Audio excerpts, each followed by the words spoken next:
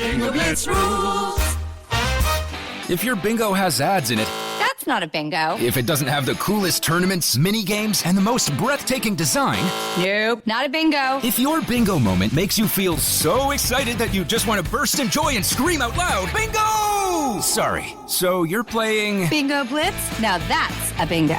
Go for a world of excitement with Bingo Blitz, the #1 free bingo game. Download Bingo Blitz and play for free. Now that's a bingo. This episode is brought to you by United Airlines. When you want to make the most of your vacation, book with United. They're an airline that cares about your travels as much as you do. United is transforming the flying experience with Bluetooth connectivity, screens, power at every seat, and bigger overhead bins to help fit everyone's bag. And with their app, you can skip the bag check line, get live updates, and more. Change the way you fly. Book your next trip today at united.com. I had Danny run a check on all missing persons last seen within a 200-mile radius of Dudley. In the last 50 years, 87 people have disappeared near here. And judging from the forensic evidence, I'd say the same person or persons was responsible. It may have been the work of some kind of a cult. Scully, I think that the good people of Dudley have been eating more than just chicken.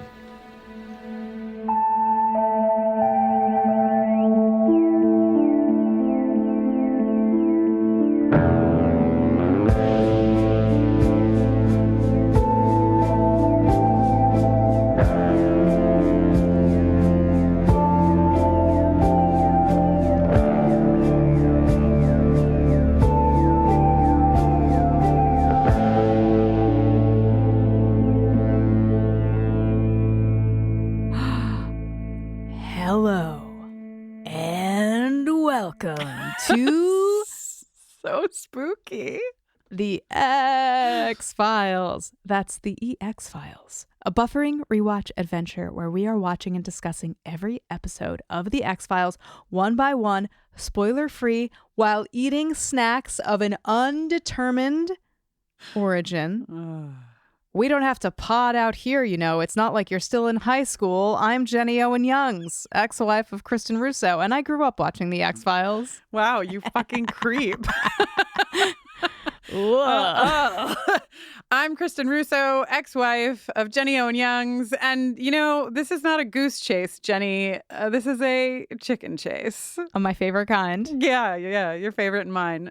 This week we're discussing, what are we discussing? The 24th, the penultimate episode of season 2 of the eX-Files, Our Town, sharing absolutely nothing in common with the play Our Town.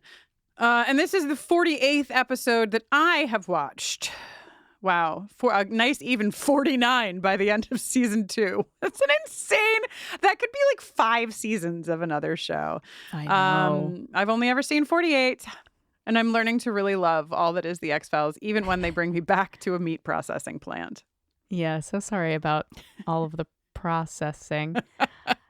Our Town was written by Frank Spotnitz and directed by Rob Bowman. It originally aired on May 12th, 1995. This is the one where reports of foxfire on a field in Dudley, Arkansas, that's how we say it, right? Arkansas? Mm-hmm. Lead Mulder and Scully to a bizarre situation regarding the townsfolk. Employees of the Chaco Chicken Corporation are displaying bizarre behavior, and the death rate is slowly increasing. This is the one where Soylent Green is people. Do you think that when Mulder hears somebody say foxfire, he's like, ooh, me? He feels a sense of ownership? Wow. I don't know. Fraternity. I actually have questions for you about Foxfire that I'll ask you on the other side of LaToya's scary ranking. Okay. Because I did a lot of looking and I still feel like I came up without the answer I needed. Okay.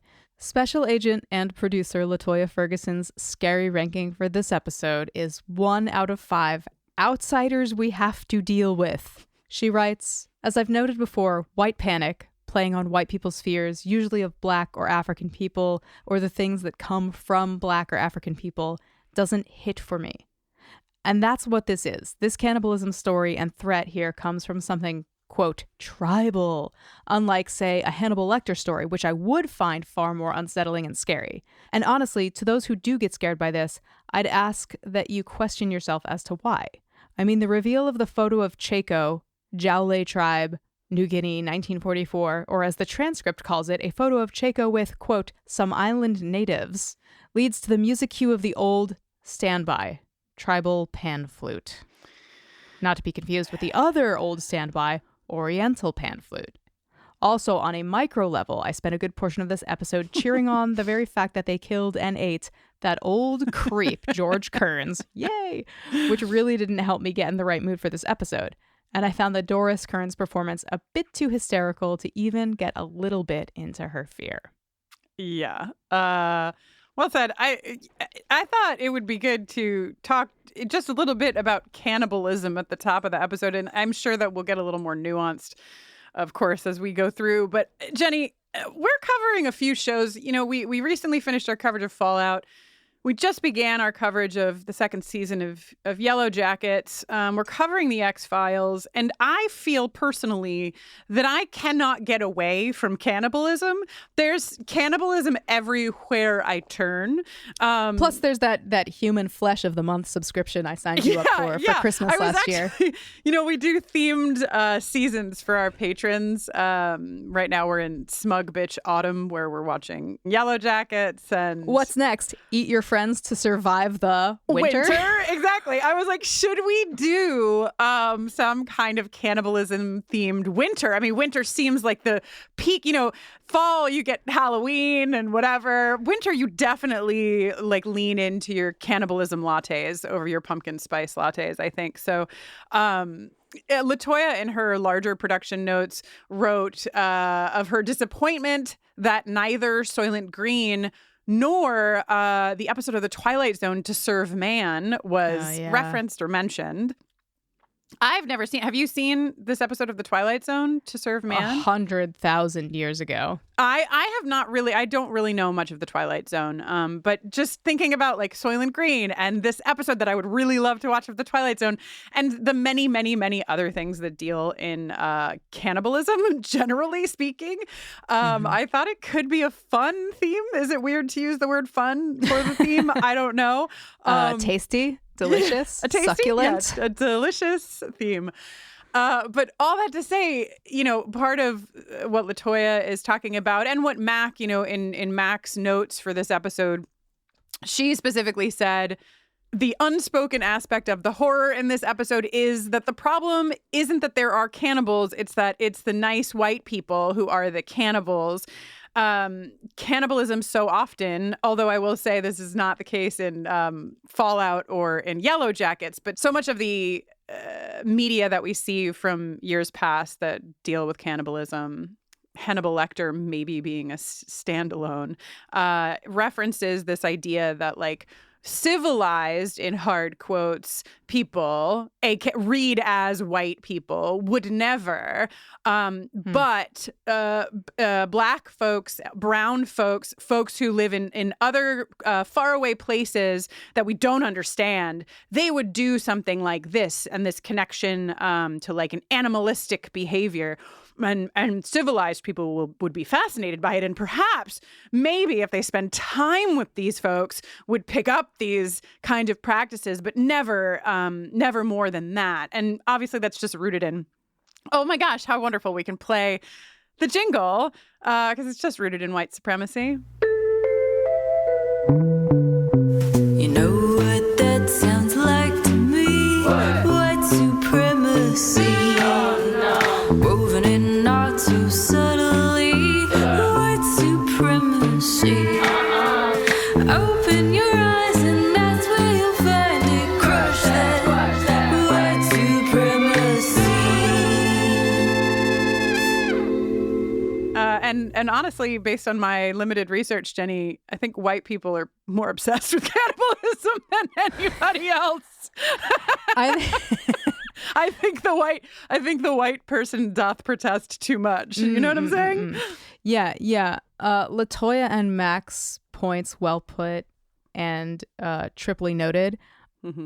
I also think there's something to consider here that's like, at least through, I don't know if it's a 2024 lens, it's my lens as an adult.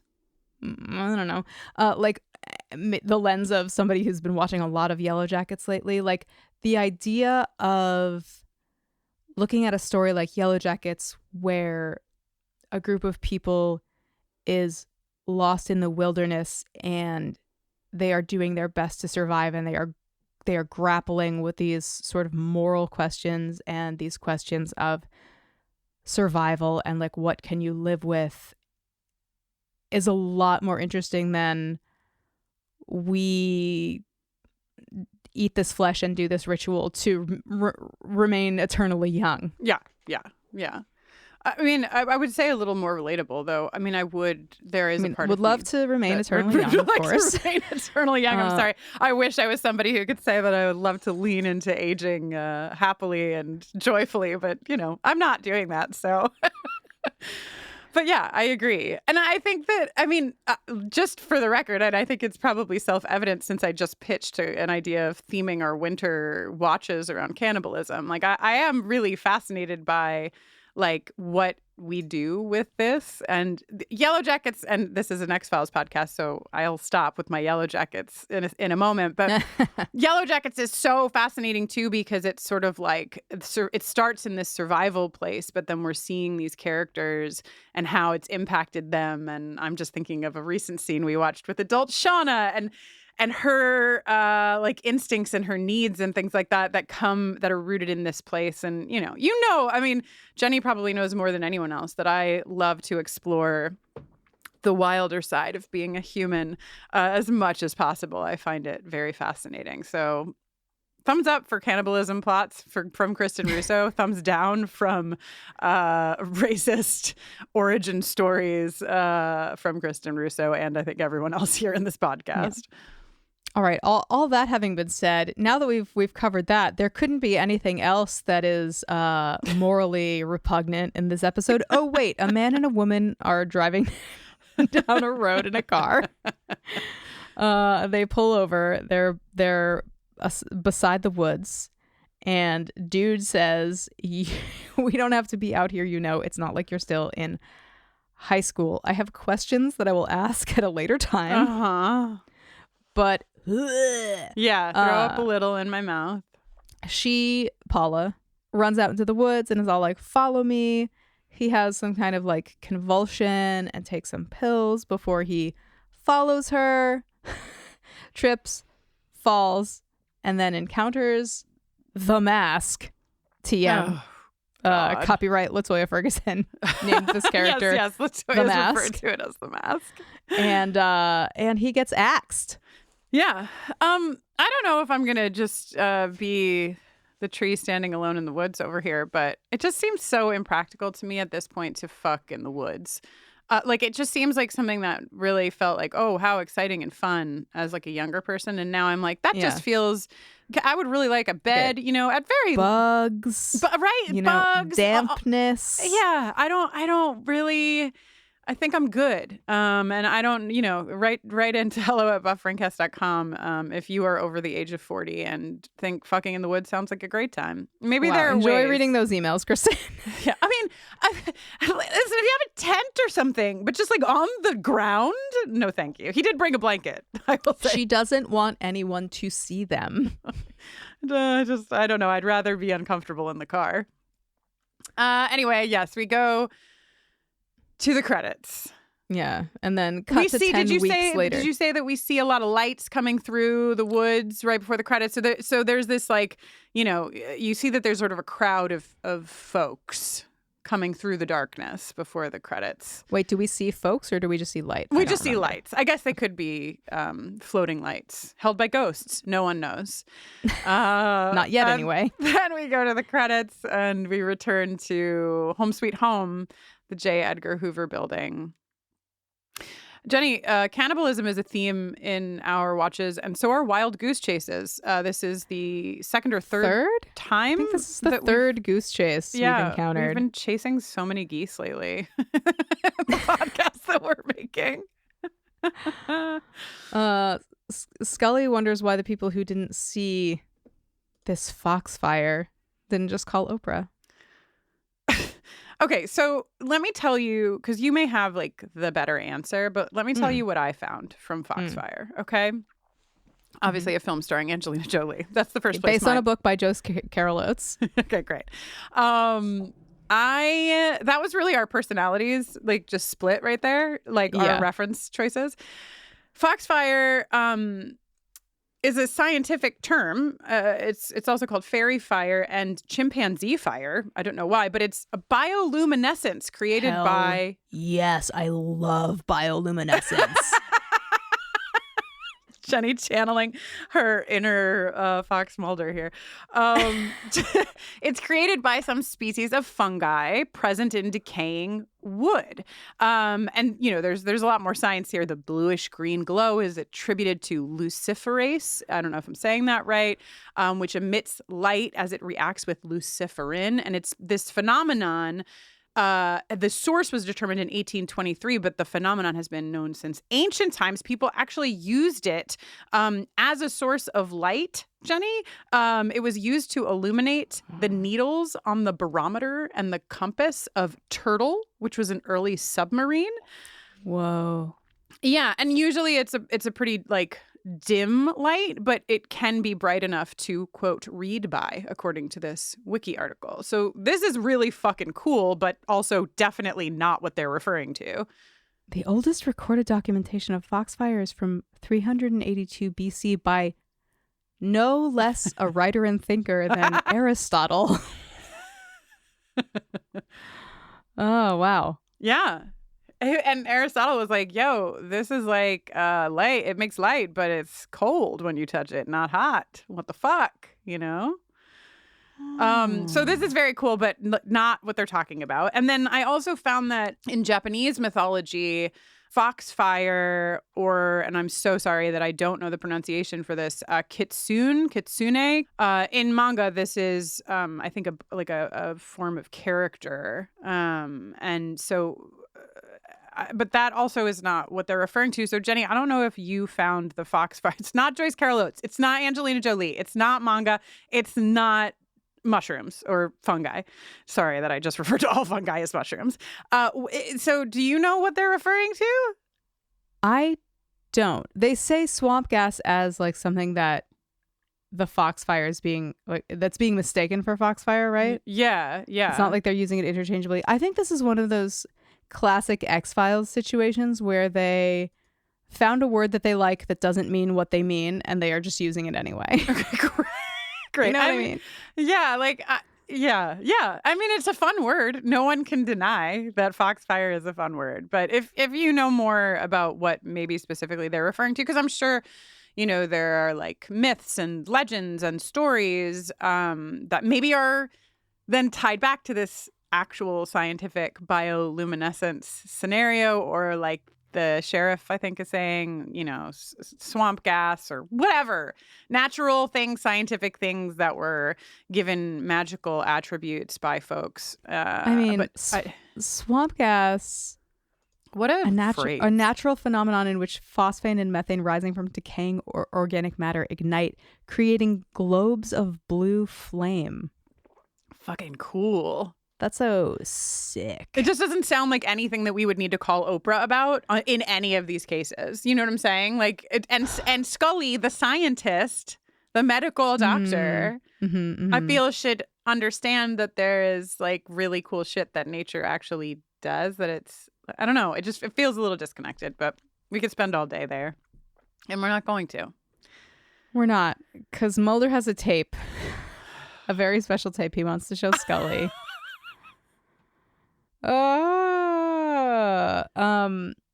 He's like, I saw this in college. Yeah, it's a documentary about an insane asylum. No, it's high school. Oh, maybe I wrote it down wrong. Maybe it's college. I for some reason down in high school. Gave him nightmares. Scully's like, oh, I thought nothing gave you nightmares, and he's like, no, I was young. Okay, all right, Fox. Relatable content, though, to watch documentary about an insane asylum in the high school / college era. I feel like I, too, really took a liking to learning about these places and their histories. Anyway, this video is of a guy named Creighton Jones in 61, he took a nap. And he was right by the I-10, right by Dudley, home of Chaco Chicken, where this giant burn mark, by the way, not only are there reports of foxfire, but there is a big burned circle in the ground. You can't keep Fox Mulder away from a giant burned circle in the ground. Come on. No, you can't.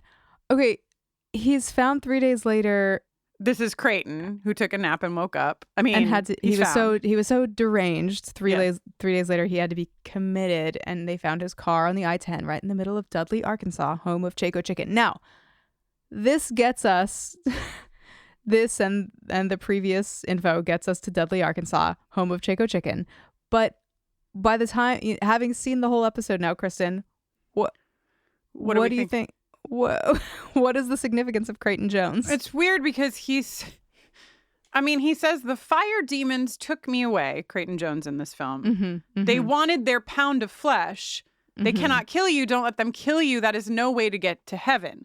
So what's interesting is that if by fire demons, he's referring to the townsfolk of Dudley, who have been cannibalizing folks for several years. They were already cannibalizing in 1961 because Mr. Chaco came back in the 50s for whatever. Who knows? He's real old, even though he doesn't look old, because he eats human flesh. So it seems like he witnessed the cannibalism, but if he had been strapped to that horrific device, I don't think he would have gotten free. So it's a little unclear, Jenny, but that's why here at the eX-Files, we don't ask questions. Oh, yeah. Okay, so we're at the burn site. Jenny, my favorite thing is that this scene opens with, I think, Mulder finding a melted plastic fork. I love that the cannibalism in this episode is treated just like a barbecue. Like, there's very little, like, ceremony. Like, there's the mask. But, like, after that, it's pretty much just a barbecue. Like, everyone's just there with their, like, paper plates. And they're, like, having their meal. So it gave me a good laugh. I thought your favorite part would be the witch's peg. The witch's peg also gave me... Pause. So normally when I do my research, what that looks like is google.com and I put in witch's peg, right? Usually it comes back with a lot of shit. I found one fucking link that said witch pegs are in rural areas of the Ozarks, charms for keeping witches away from a home, made from cedar pegs with 3 prongs driven into the ground in the path to the door. Folklore belief holds that the prongs are associated with the Trinity. It's considered bad luck, just like Mulder says, to step on or disturb a witch peg. It is the only fucking thing that I saw on the entire internet during my search that referenced a witch peg, and everything else sent me somewhere else to something else. So I actually am kind of interested in the witch peg. Stick, stick, stick the peg, stick the witch's peg. Wow. We're deep into Agatha over here, in case you don't know. Hey, it's Fred's dad from Angel. He's the sheriff of this town. Yeah. What's this guy's name? Sheriff Aarons? No. Oh. The actor. Gary Grubbs. Gary Grubbs, yes. Fred's dad from Angel, like Jenny said, and he's been on a ton of shit. He's great. Okay. The poetry of Sheriff Aarons. George Kearns was passing through town ever since he got to town 6 months ago. He never fit in. Everyone knew he was stepping out on his wife. Okay, Jenny. He says this is the moment where if you are a woman, you probably really feel Scully's situation. He pauses, looks directly at Mulder, and says, probably chasing some young thing. Mulder gives him the, yes, I am also a man. Look, as Scully stands and waits for this to be over so he can get to the actual important shit. And Jenny stands in the background doing math. He got to town 6 months ago. So this girl, Paula, was in high school less than 6 months ago. Wait, what? No. Oh, yeah, that doesn't make any sense. We're not supposed to ask questions. No, I mean... But Paula is 40... Isn't Paula 40? Right, but much like the Cullens before her, she's... You think she just keeps going to high school? Yeah, she loved it until she finally was like, I want to fuck older dudes, so I guess I'll stop going. But why I'll allow myself to graduate? But if you live in Dudley, why would you have to keep up any kind of ruse? I know, I should stop. Anyway, his wife, Mrs. Kearns, is really in agreement with the sheriff. George. God! Another bit of poetry from Doris. George left me a long time ago, right around the time I turned 40. Leaving town was just a formality. This is actually more like feels like a stage play kind of dialogue. Yeah, Tennessee Williams in Our Town. Yes, exactly. Oh my God! Wait, who did write Our Town, the play? The same guy who wrote The Bridge Over San Luis Rey, Thornton Wilder. Thornton Wilder. Really wanted to find some kind of overlap between the two. I didn't try too hard, but I don't think it's there. I mean, I guess, you don't appreciate life until it's gone, as the general theme of the play. Our Town probably is true whether or not you die of natural causes or by being cannibalized. Or whether you live a normal lifespan or an extended lifespan because of your mystical cannibalism. Yeah. Let death becomes her be a lesson to us all. Longer lifespans are really no good for anyone. So Mulder says to Mrs. Kearns, they're in her house, and he says, George was about to file at the chicken plant to have the chicken plant shut down because of health violations.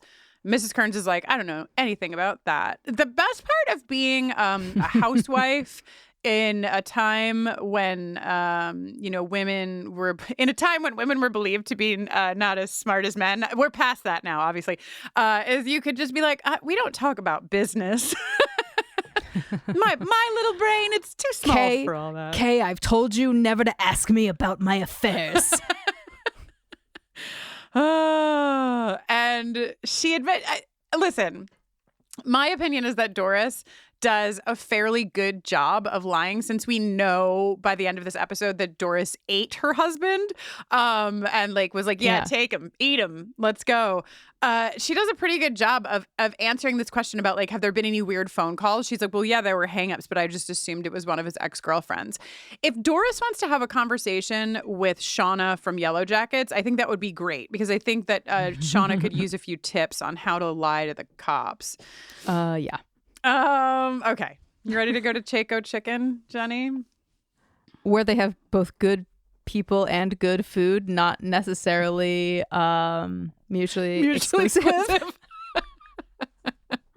Yeah, by the way, I listed all the shows that have cannibalism, and technically Buffy does too, because this is like the inverse of Double Meat Palace. You know what I mean? It's like Double Meat Palace, you think it's cannibalism, but actually it's vegetables. Here you think it's chicken, but it's people. But also eternal life, blood of the living. Yes. Not the flesh, but... Yeah, do you consider draining someone's blood cannibalism? Interesting question. I think it's a question worth asking, and I think it's at some point in this episode it's put forth that both from vampirism to Catholicism, the reward for feasting upon your peers is eternal life. Yeah. Okay, great. Wow. Yep. I mean, I guess, sorry, I didn't mean to say that Jesus is my peer. Jesus is your peer, Jenny. That's Jesus' well, I guess whole that's point. kind of, it's like, Jesus is, it's the Holy Trinity.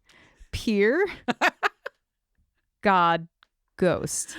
Peer, God, ghost. Yes. Interesting. Okay, I'll do the math on that later.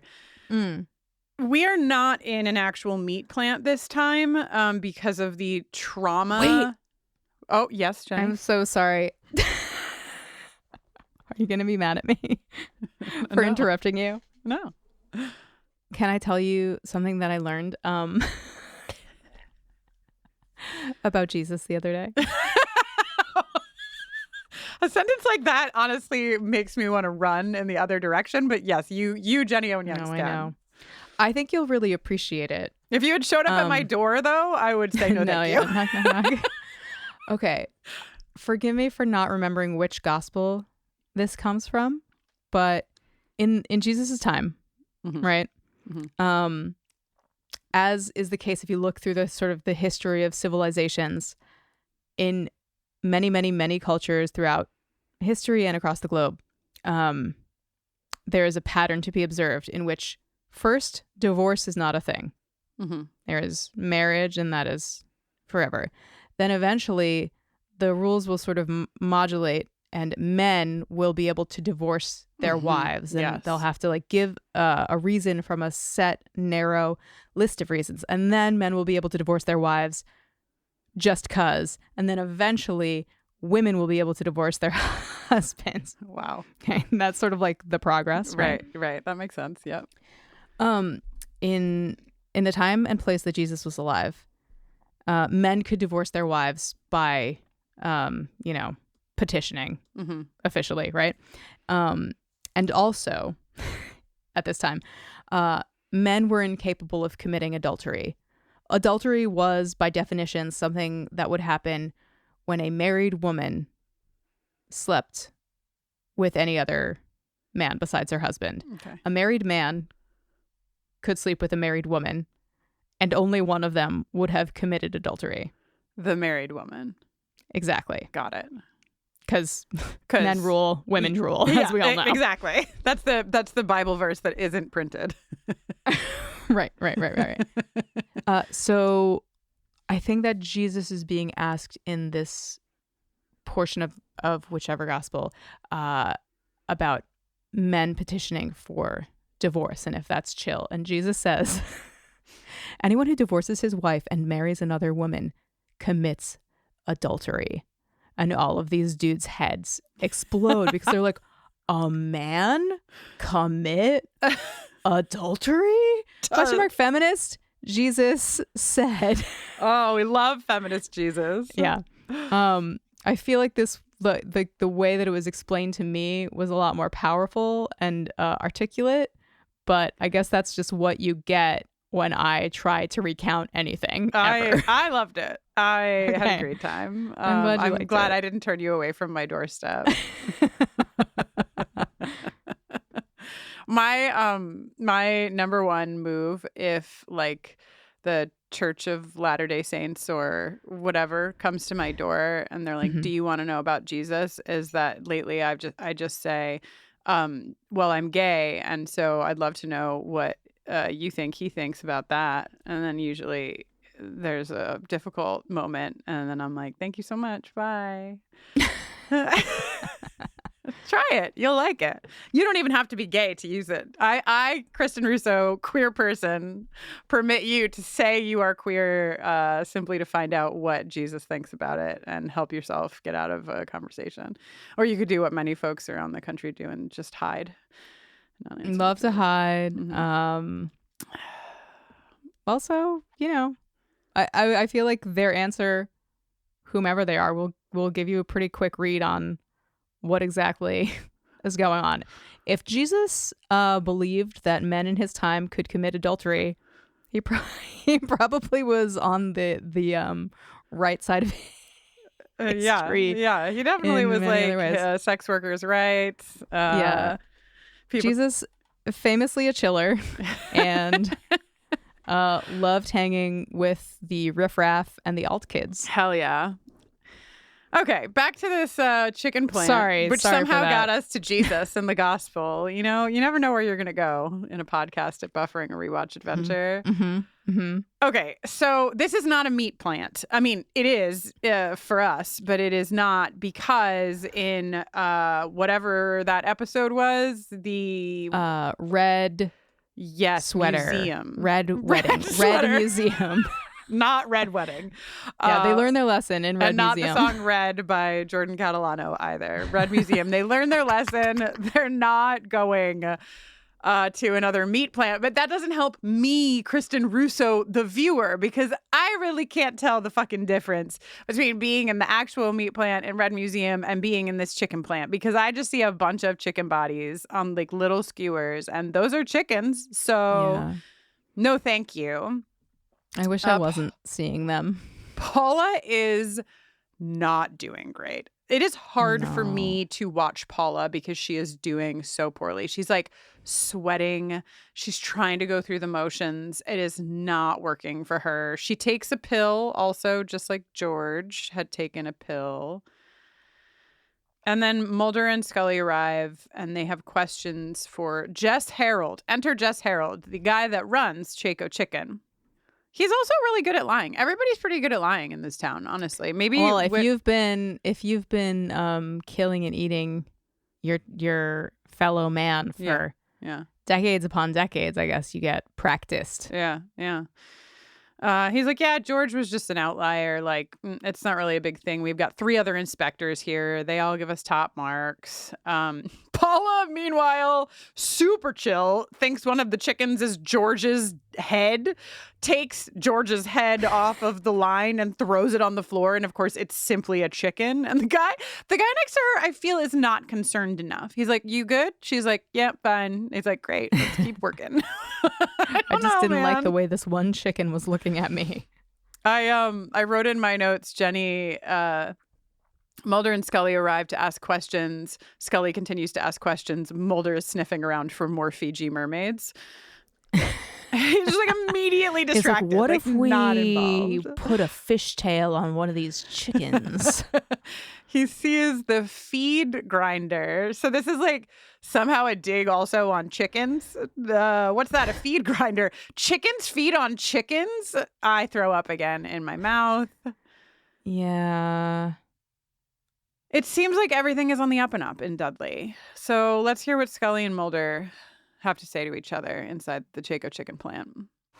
So, Mulder, are you ready to admit they sent us on a fool's errand? If a fool would persist in his folly, he would become wise, Scully. Well, whether George Kern skipped town or somebody killed him, this case could have been handled by any agent under the Kansas City office. Wait, if the fool would persist in his folly, he would become wise. Didn't Jesus say that too? I actually don't know.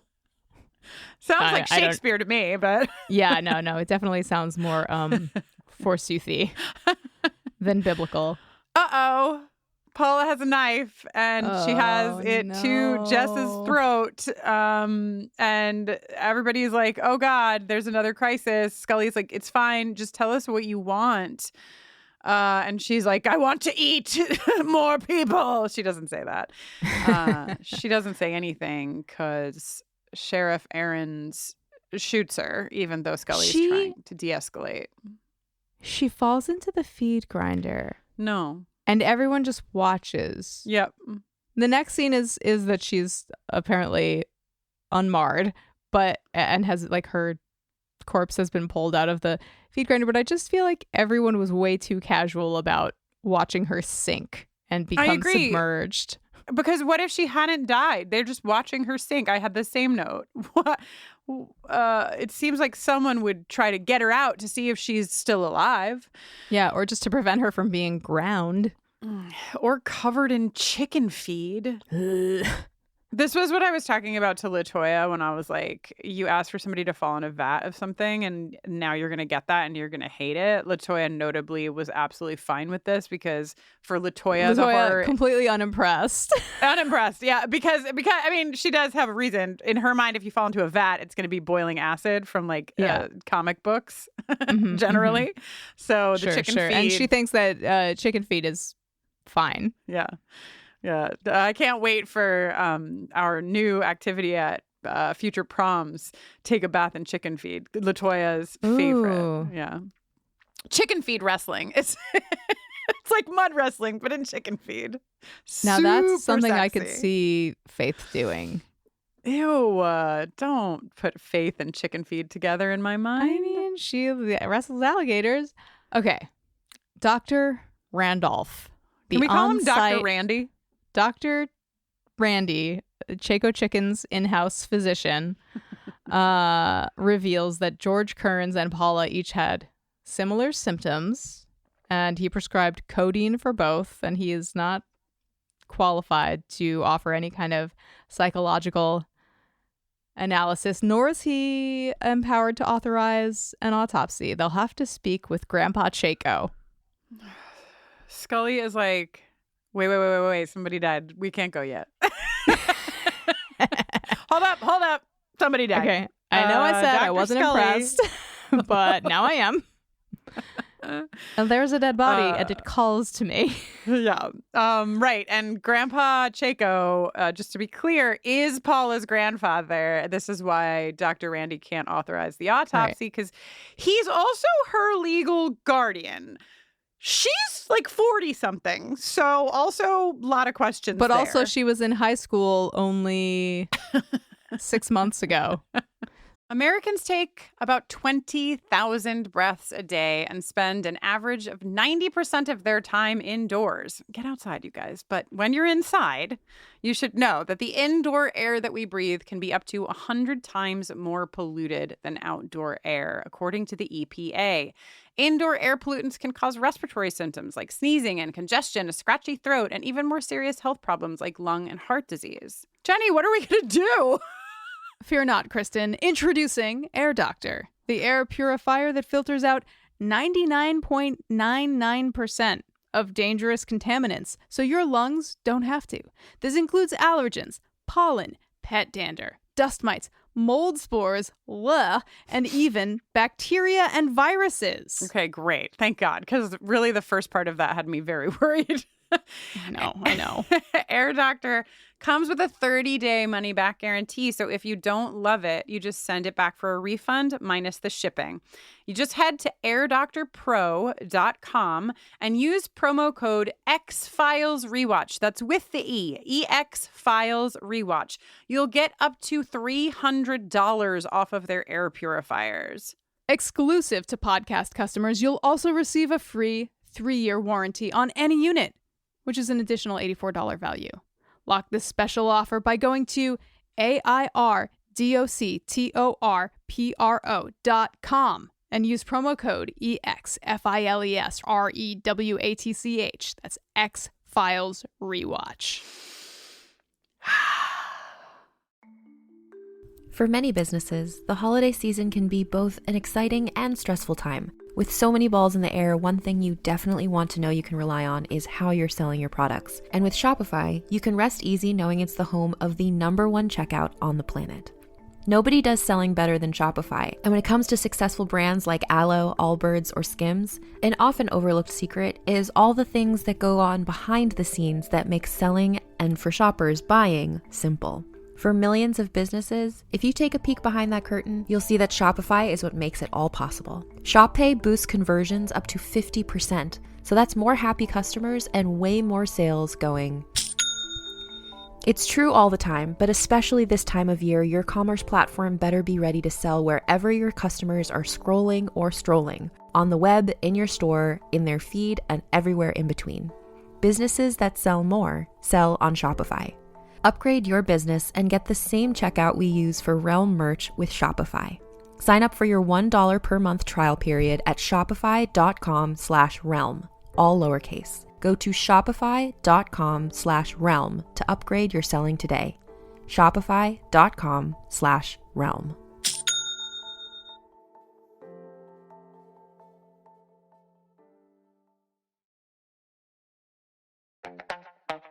This episode is brought to you by Skinny Pop Popcorn. Perfectly popped, endlessly delicious.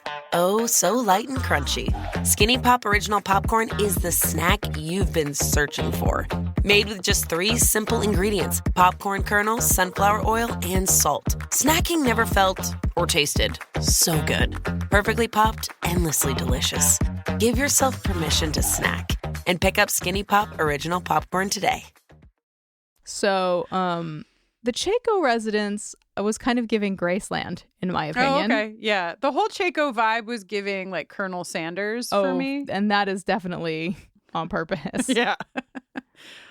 Chaco's got his own little pen of chickens. And he's like, even though I have this enormous swath of land, I'm going to make sure that it's sort of like up to factory specs. So just chicken on chicken on chicken on chicken. Yeah, they're really crammed in there, but he notably is just feeding them fresh corn, which I thought was like, I'm like, this is his stash of chickens. You know what I mean? Like, these are the chickens that the Chaco family eat. They're just eating fresh corn. Yeah, they're not eating other chickens. Exactly. He's like, only we do that. Let's hear Chaco's thoughts on chickens, shall we? Feeding these chickens. helps me clear my mind. They're perfect creatures, you know. We eat their meat, their eggs, sleep on pillows stuffed with their feathers. Not many people I know are as useful as these chickens. Do you think that he's disappointed because he can't sleep on the feathers of the people he eats? Like what? Like chickens are superior to humans in that they have feathers is what I'm getting. I think also can't eat our eggs. I think he's mostly just like being salty about George Kearns. Fair. You know. Also, what is he doing with all those heads in the armoire? I don't know. And also, how are they preserved like that? Like, does he formaldehyde? Like, they should be in jars, no? Hard quotes on should. Okay, so whatever. Chaco got here a billion years ago. He built this plant. He pulled himself up by his bootstraps. He's like, God damn it. Check out these straps on my boots. Yeah. Now it's the biggest processing plant, one of the biggest processing plants in the nation. And he couldn't have done that with troublemakers and layabouts. I'd love to bring back the term layabouts. I think it's a really fun word. And I'd like to layabout. Yeah, no, I'm happy to also be a layabout. It's just a nice layabout. Layabout. It's like a verb, but also a noun. I love it. He gives them permission to do the autopsy. So Scully is Colonel Chaco's #1 fan. Yeah. He wants to know what happened to his granddaughter. Over at the Seth County morgue, from a sample of Paula's brain, Scully determines that she was suffering from a rare degenerative disorder called Creutzfeldt-Jakob disease, which is characterized, by the formation of sponge-like holes in the brain tissue. Ugh, I don't like it. Symptoms include progressive dementia and severe seizures, and she would have been dead in months. Yeah. And then this is where we find out that her personnel file says she was born in 1948 and thus was 47 years old. And my note is, what is she? Me? She should look like an old hag, and here's a young woman. This is such a ridiculous thing, but I have to say it. In Sex Education, Gillian Anderson obviously stars in Sex Education, and she is with a man named Jakob. So it was really fun for me to hear her say Jakob so many times because I've already heard her say Jakob so many times.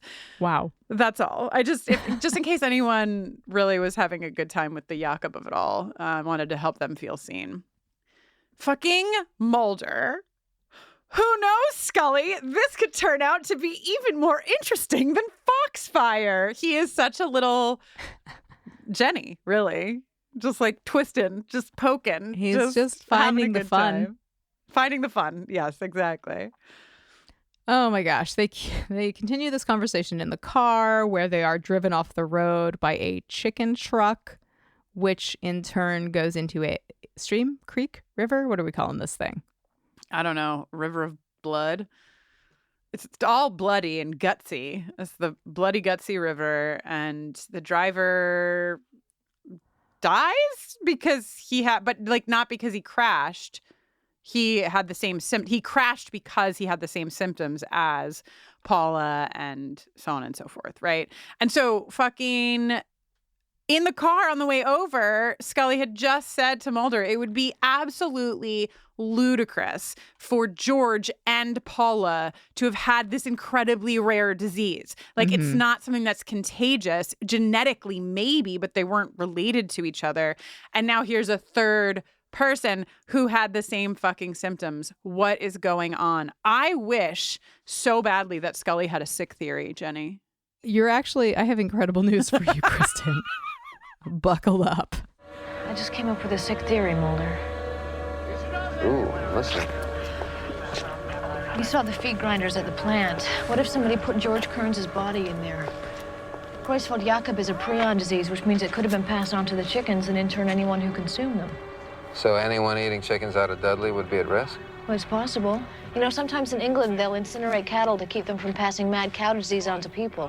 Yeah, but chickens from Dudley are shipped all over the country. If what you're saying were true, we'd be seeing an epidemic, not just a few local cases. I just really love how turned on Mulder was by the fact that for once Scully has a sick theory.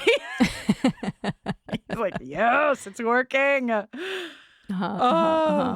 Yeah, Mulder wants the river dragged, and Aaron's is like, why would you want to do that? And Mulder says, to see what's in there. Which really got me. And Aaron's is like, again, we know that Aaron's is the mask wearer. The Scooby-Doo reveal at the end will give us that it's been Aaron's the whole time. Also doing a pretty good job at lying. He says it's a filthy job. That's why he doesn't want to do it. But then when Mulder says he's going to do it anyway, he says, all right, let's go. And oh no, Jenny, they find so many human bones in the river. Bones. This is the last thing you want to find in your river. Truly. Also, I have a note. We go to, I don't know where this is. The station? The lab? Whatever. The sorting room. That's my comment, is whose job is it to sort the bones? I would like to apply for a position. This is so satisfying to me. I think Scully's doing it because she's separating them into individual skeletons. How? Size? I guess by being a medical doctor. Yeah.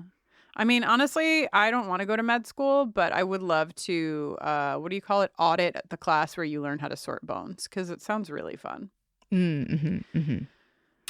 Love seeing a magnifying glass on a human bone. I guess the magnifying glass probably features pretty heavily in the method of separating them into individual skeletons. Yeah. In fact, she found George Kearns's skeleton because there was a pin in his femur that helped her identify his femur.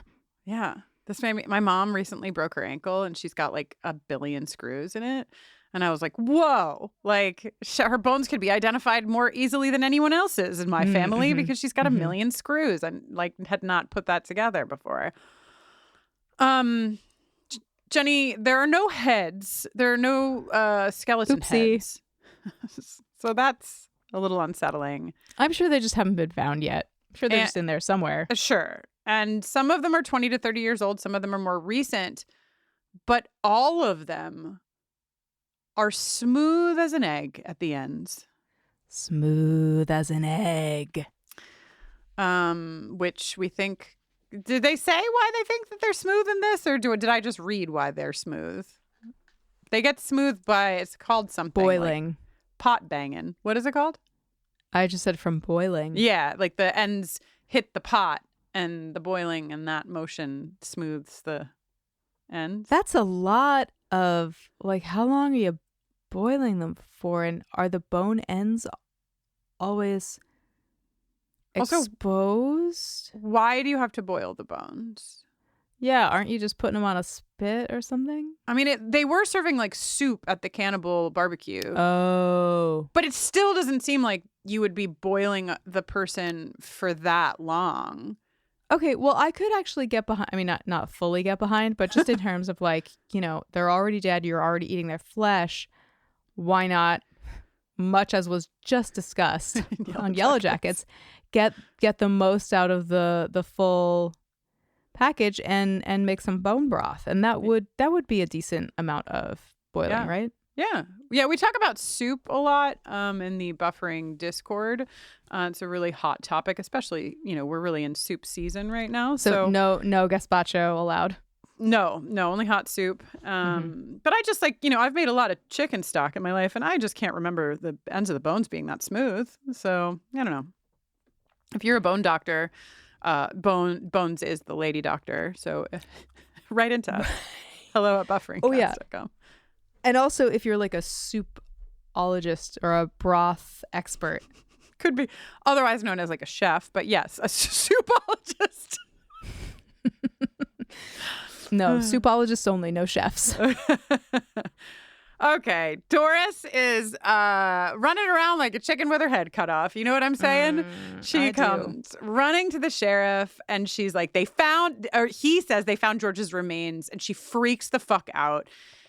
The sheriff says, "We will take care of you." And we think at this point in the watch that she's upset that her stupid husband died. But actually, of course, she's just scared that they'll find out that she ate him. Okay. We see Randolph, Dr. Randy. Thank you. And Jess have a little private little conversation out on the chicken balcony. Yeah. How do you get to be one of those chickens? I don't know. They pay more for their room and board. They get the outside air. Yeah. Yeah. That's the VIP section, actually. They're talking about the remains in the river. And they mention that another person came down with the symptoms. They seem stressed out. They're like, Mr. Chaco knows, but isn't doing anything about it. Ooh. So Jess is going to go talk to Chaco. Now, here's the most important part of the entire episode. This is truly inspired. Scully walks into the lab station place with a bucket of chicken the size of 2 of her own heads. It is the biggest bucket of chicken I've ever seen. And it's just for her. Is she walking and snacking? Like, what is she doing with the bucket of chicken? Yes, that is what she's doing. This is, put it side by side with Scully eating ribs. Can we have a series of Scully eats things? Things that are like tied into the plot. Yeah, why is she always eating the shit that's critical to the plot of the episode? And like in this case, it's like, okay, you know that these chickens feed on other chickens. You were wondering just, a few scenes ago if people were getting sick from this chicken. Yeah, what? And now you're here like, Maybe the gag is that it looks like she's eating it's not, though, because she literally, like, during this scene, like, looks at the chicken like, ooh, maybe I won't eat the chicken, and puts it down. But you know what? If the end result is that it makes no sense, but it makes me laugh, I'm still here for it. I would, as the director of this episode, make the choice to have her walk in with this huge bucket of chicken. Yeah. Okay, so we heard this clip at the opening of the podcast. This is where we learn that 87 people have disappeared over the last 50 years. So it's 1.5 people per year on average are being cannibalized. That's just rough now we know math. what it takes to stay youthful. Right. Just enough. They're not being gluttonous. They're simply, they're eating the bare minimum of people so that they can remain young.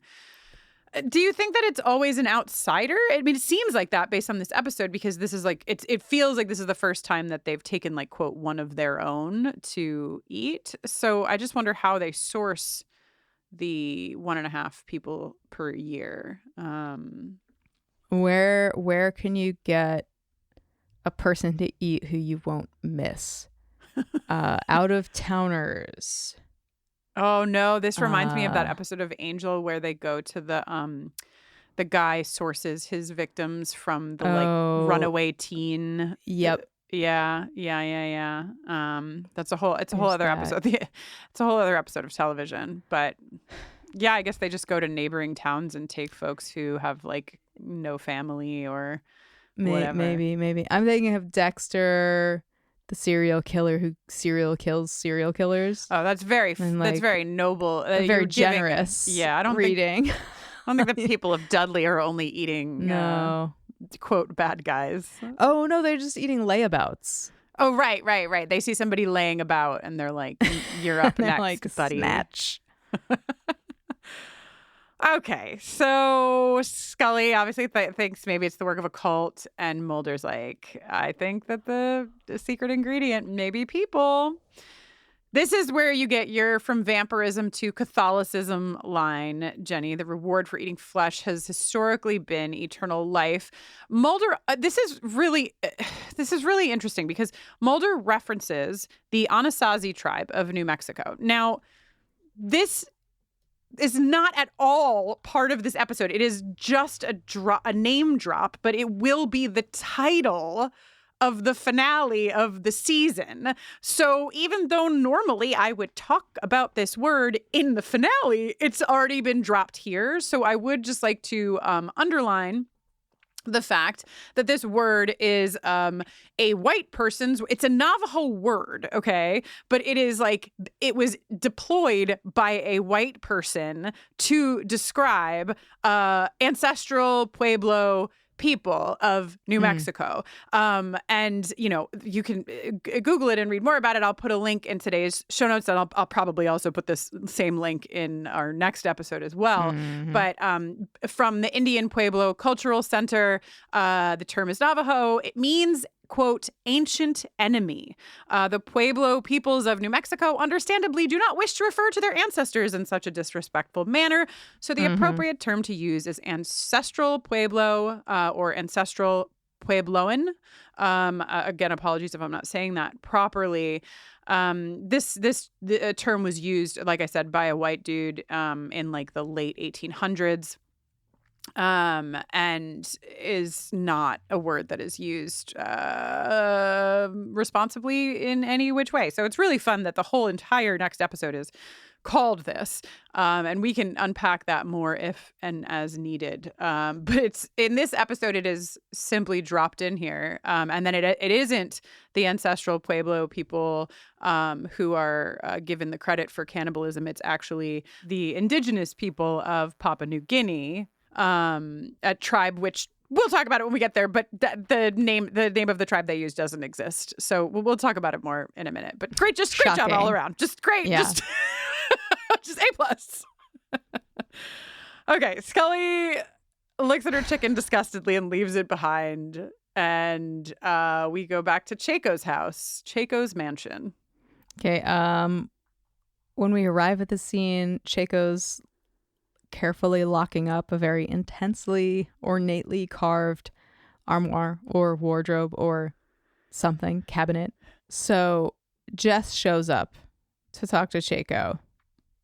Chaco's just like, people are losing their faith. And then Doris joins the party. She's freaking out and she says she can't keep lying. She's concerned that the FBI will think she did it. And she's like, and I mean, I did help. I did eat some of that stew. I don't know if this is the first time we see, I have referred to her as the housekeeper. She's referred to in the credits as the maid. She certainly is doing a lot more than both of those roles would suggest. She is a Black woman wearing a like full like traditional maid outfit. This is just feeling the racism is feeling very overt here in this household. And I want to know what this lady knows. You know what I mean? Like, this Black woman in this house, where we are saying this episode is saying that it is rooted in the practices of indigenous people. Like, what I would love to hear her take on the insanity of Chaco.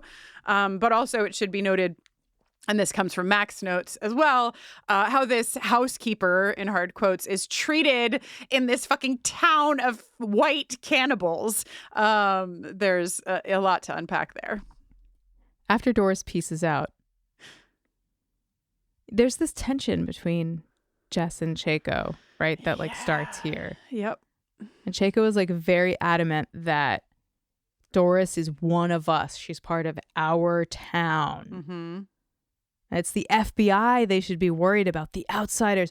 2 more outsiders they could just That's enough for a year plus, you know? Yeah. Right there. Yeah. Scully and Mulder go to the Hall of Records. They simply just break in. They have, and please mark it in your count, the biggest flashlights I've seen them with in a long time. All the birth records have been burned. What are the odds? What are the odds? Someone is peeking in through the door, but Mulder's phone rings. Perfect. Because what this means is that we get to split up our agents again. Mulder loves nothing more than to send Scully to some place and go to another place. Send Scully alone. Always. To be with Doris, who says, I'm afraid Mr. Chaco is going to kill me. Oh, Scully, can you go check on that, Scully? But this has like been repeated. And this episode got like part of the drag of this episode is that it is repeating something. And I think part of this is just because we have different writers writing different scripts. It sounded like, the realization that Scully in peril is becoming like the repeated motivating factor for Mulder was maybe not as clear to the writers as it was in the aftermath of the episode airing. Right. But we've seen enough, I think, of Mulder sending Scully off, of them separating, and then, of course, Scully being the one that is like knocked out or taken hostage or fill in the blank. And so that like motivates attacked in her home while her gun is across the room. No matter where Scully goes, she's going to get nabbed. Okay. So off Scully goes to Doris and off Mulder goes to Chaco. The calls are coming from inside the house, Jenny. Aaron's is already in Doris's house. Scully gets there. She's scared. The door slams. The wind is whooshing, according to my closed captioning. And before we see Aaron's in the shadows, we go to Chaco's. And this is where we see the photos of Chaco looking the exact same age, but the photos are dated 1944. Mm-hmm. Okay, so this is just a nice little racist cabinet here. A lot of pictures of Chaco with the Jaule tribe, a tribe that doesn't exist, but that best internet connection could make is based on the Korowai, who live in southeastern Papua. It's Papua New Guinea, right? So we would say Papa. So I already talked about the cannibalism and the associations, but the Korowai people are also sort of wrapped into this reporting and archaeology and what have you that has studied and said that this tribe has practiced cannibalism. There's so much to fucking undo and unpack and whatever in these corners of conversation that I think for this episode of television, just saying that don't fucking take anything on face value, especially when it comes from a white person, is just simply implied. Either way,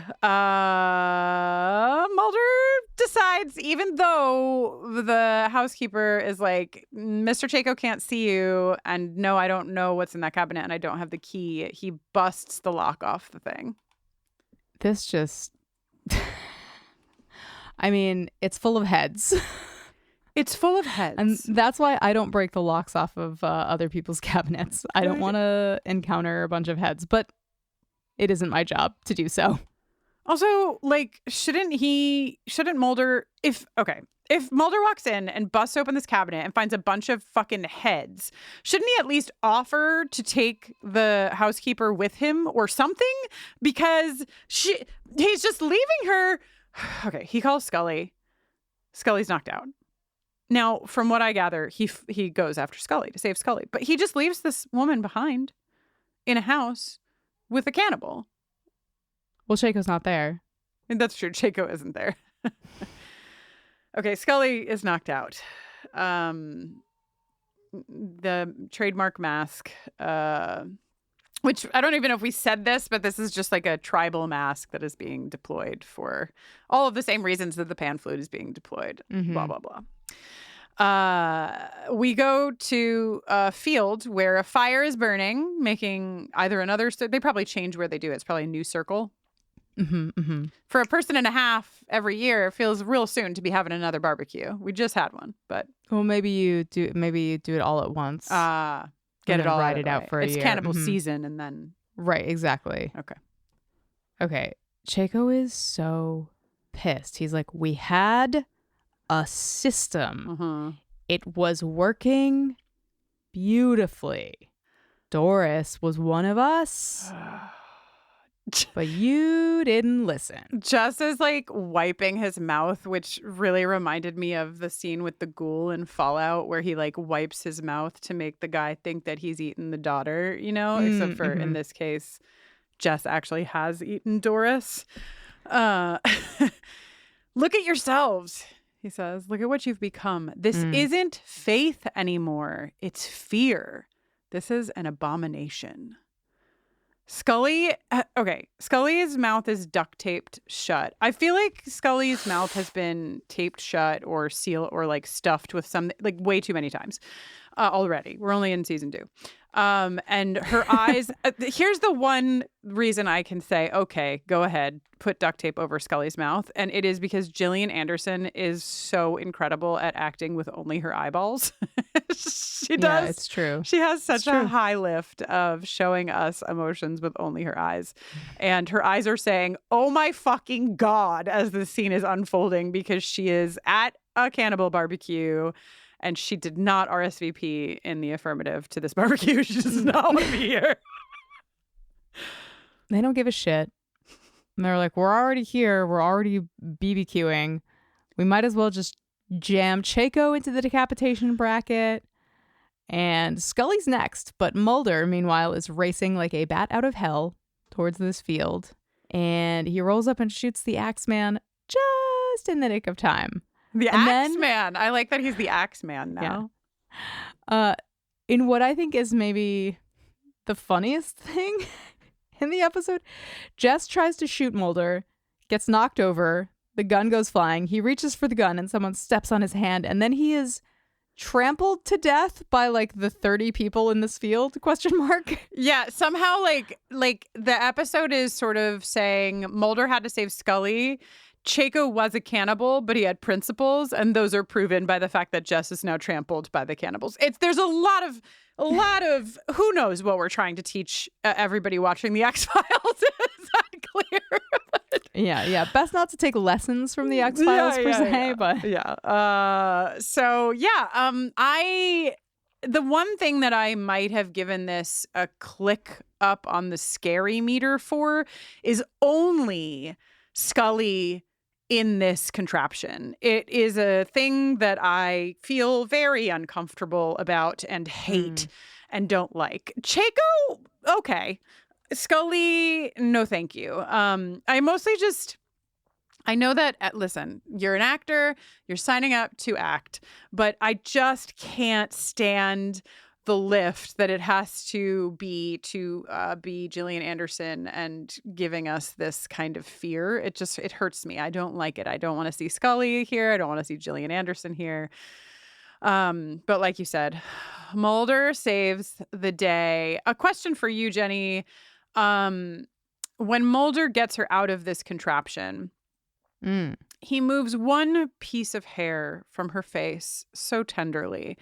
And I was right on the fence. I couldn't decide if I was going to give it significant eye contact or not. So I'm going to leave the final decision in your hands. I think that Scully is in shock. Mm-hmm. So can't reciprocate. When you're in shock, you're incapable of significant eye contact. Yeah, that's probably why I hesitated. So we're not giving it to them this time. And I support Jenny in that final decision. Thank you. Okay, we already said Scooby-Doo reveal. Sheriff Aarons was the trademark mask all along. Mm-hmm. We get, whose report is this? Scully? Is it Scully voiceover? Scully voiceover. Scully voiceover. Pending further review, the Chaco processing plant has been closed by the USDA. So far, no evidence of contaminated chicken has been discovered. Though it remains unknown how many citizens participated in the ritual activity, 27 have become fatally ill with Creutzfeldt-Jakob disease. What is known is that a transport plane carrying Walter Chaco was shot down in 1944 over New Guinea. Chaco was the only survivor of that crash. According to naval records, he spent 6 months with the Jaulé, a tribe whose cannibalistic practices have long been suspected but never proven. Naval records also show that Walter Chaco was born in 1902, making him 93 years old at the time of his death. As of this date, his remains still have not been found. Meaningful shot of chickens eating chicken feed that has been ground. Jenny, I did the math real quick here, and this means that when Chaco was photographed, he was 42, which is exactly how old you are. So Chaco, just a lot, yeah. Not to We're put a number age. on a look, but I would say Chaco looks at least in his early 60s. But I love that when he was 42, he looked like he was in his early 60s, and when he was 93, he looks like he's in his early 60s. Yeah. Just really incredible all around. Yeah. Okay. Well, I'm sure that at least one, if not two chickens have written into me for the crystal ball. If you want to go hang out there. I'd love to. Are there snacks? Yes, and they are non-cannibalistic in variety. Tremendous.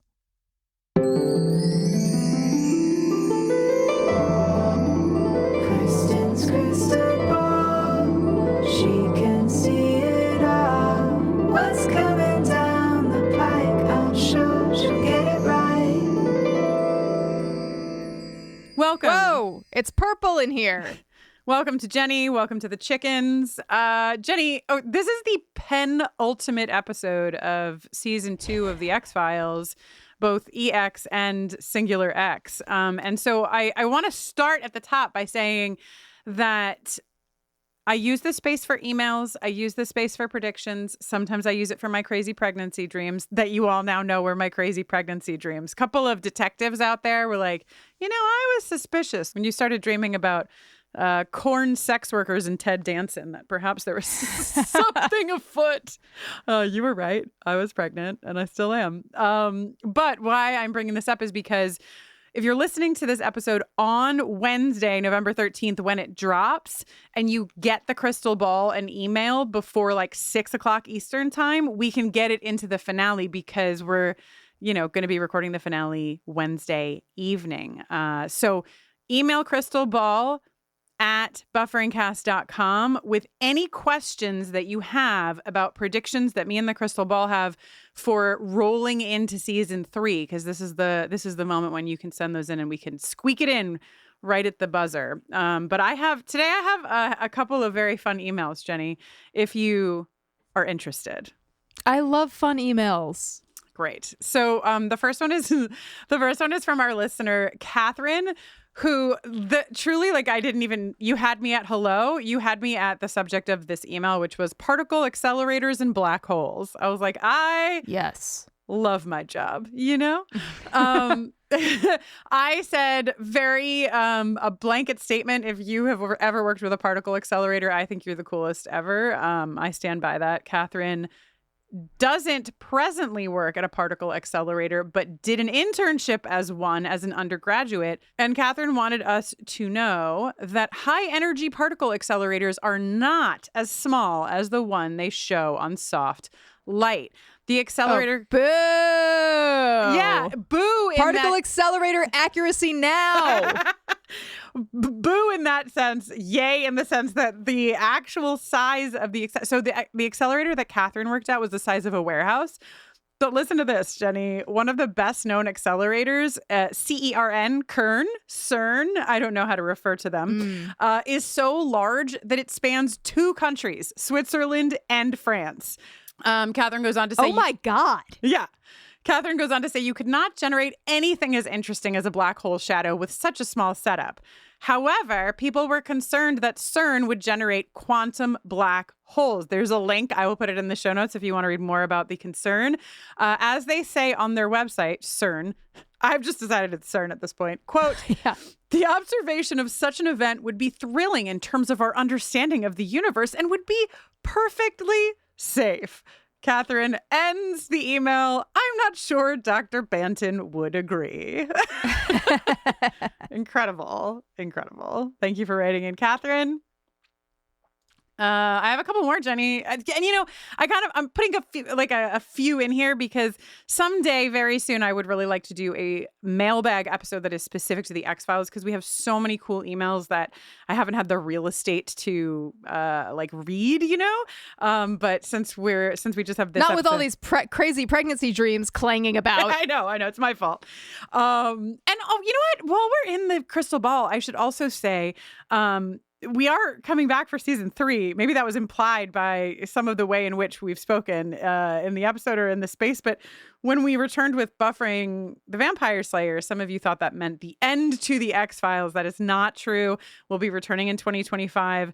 As mentioned, I'm planning to have a child at the start of 2025. So we just need a minute for me to sort that out. And then we'll be back with season 3. Yeah, I'm confident you're going to sort that out in just 1 minute. What? 60 seconds. emails. Ready? The baby's gonna come out and I'm gonna say, hit your stopwatches. Yeah. Okay, second email. This comes in from Micah. It's about the episode F Emasculata, Jenny, but don't panic. It is about bugs. Okay, so I know everything I've said so far makes you probably not want to listen, but it's actually a very, I promise, you can trust me. I'm telling you, it's actually a very fun fact. Micah writes in from Victoria, which is on the island right near Vancouver. So this is right near where the X-Files was filmed. And they say, I laughed pretty hard when they pulled out the, quote, exotic bug that transmitted the infection in F. emasculata. It's one of our local but invasive, super common, boring, absolutely all over the place conifer beetles. I think I'm saying that right, but they go on to say, so far in much mystery. The actual species is the western conifer seed bug. Then there's like the sciencey name, Leptoglossus occidentalis. They're absolutely everywhere around here. They sure didn't try very hard to find a bug that looked like it came from the tropics. They might as well have used a cricket. Love the pod. Keep up the good work.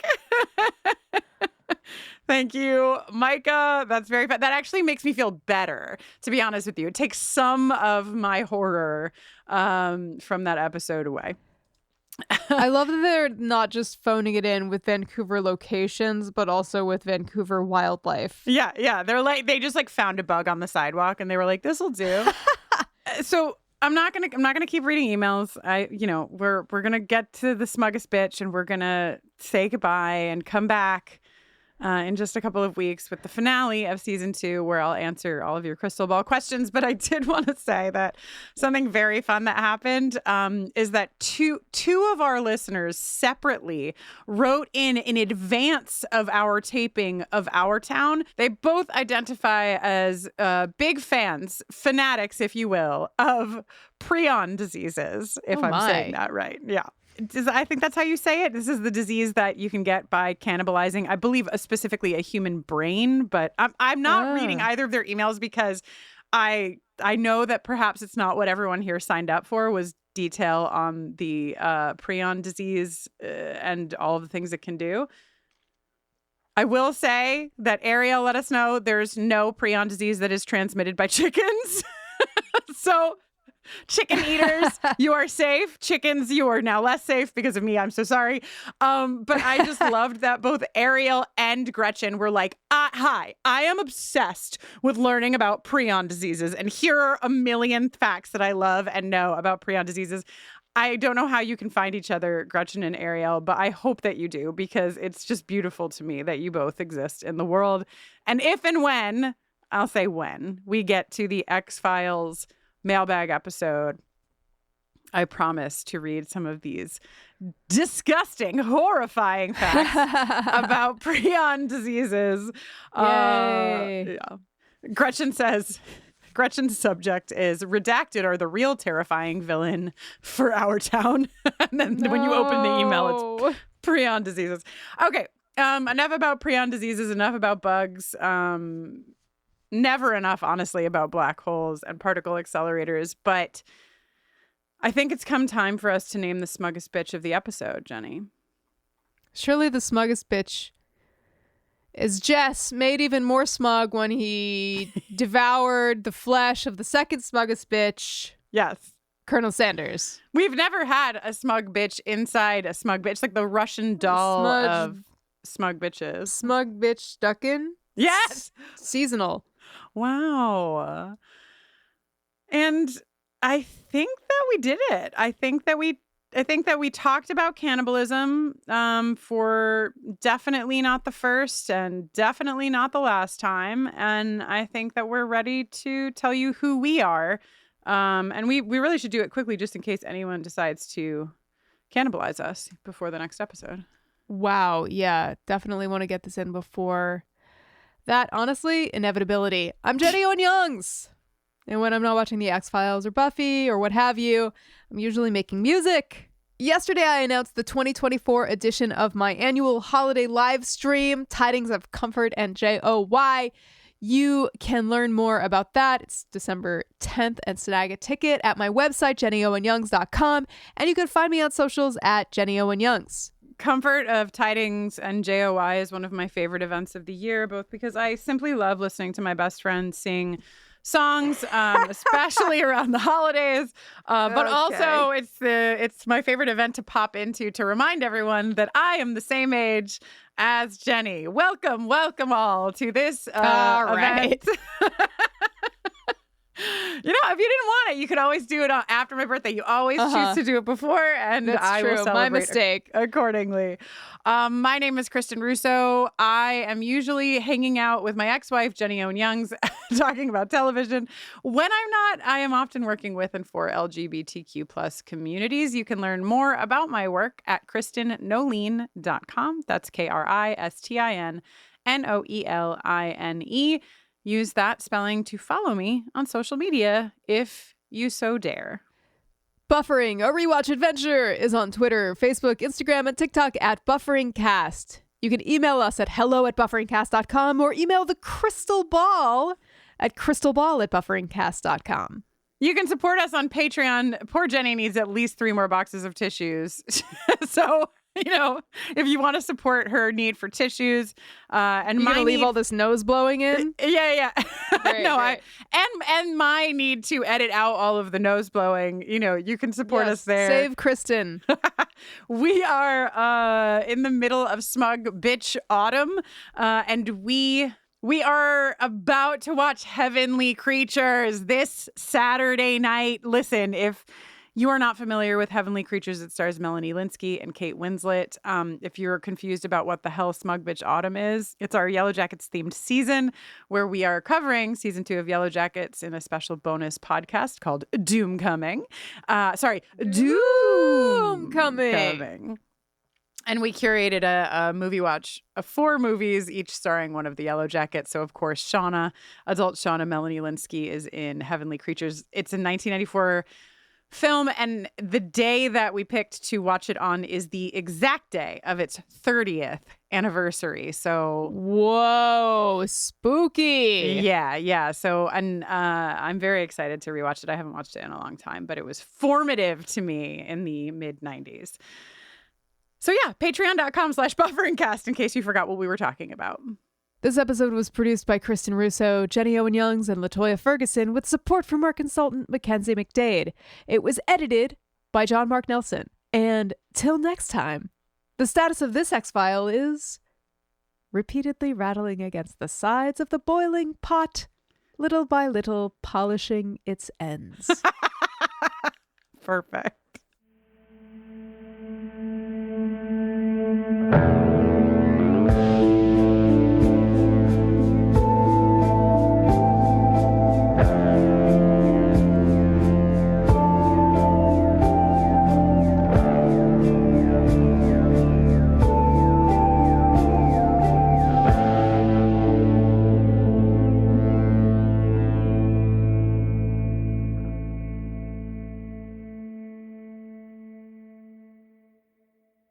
What's up, everyone? It's Noah Daniels. Hey, y'all. I'm JJ. Hey, guys. It's Kat. And we're your hosts of the Real Hauntings podcast, where we bring on guests to share their first-hand encounter ghost stories and supernatural experiences. Now on to the trailer. I've been warned to not tell this story, but I think because of the way it ends, it's okay to tell this story, because some people say that with certain entities, to like speak of them or talk about them or in any way like portray them as powerful will attract them to other people. The creepiest thing about it to me is a lot of times it would wait for me to notice it. Like it would just lay its arm out like this, and then I'd be like, where is it? And then I'd see it, and then it would just slither back. For more information on the Real Hauntings, Real Ghost Stories podcast, make sure you check out Real.fm to learn more about our podcast and many other amazing podcasts. You are now entering Springfield. Where's the body? Off the side of the ditch down there. Hello? You know, surrounded by all this crime scene tape. Hello? Am I dead? My name is John. I'm the new forensic pathologist. I can see you, and that's how we'll figure out how you were murdered. He took this away from all of us! 31-year-old female, pronounced dead on the scene approximately 3 a.m. after a 911 call. File number 3367. Male, impaled on a construction site. I'm dead, John. This is about the last amount of fun I'll have. Case number 1017. A wife blended her husband in a wet vac. Case number 0477. Case 2457. Not dead. I can't be dead. It's okay. It's just you and me now. Who are you talking to? Oh, no one. Let's keep this between us, huh? Listen to How I Died, a full cast police and medical procedural with over 40 episodes available now on all podcast apps.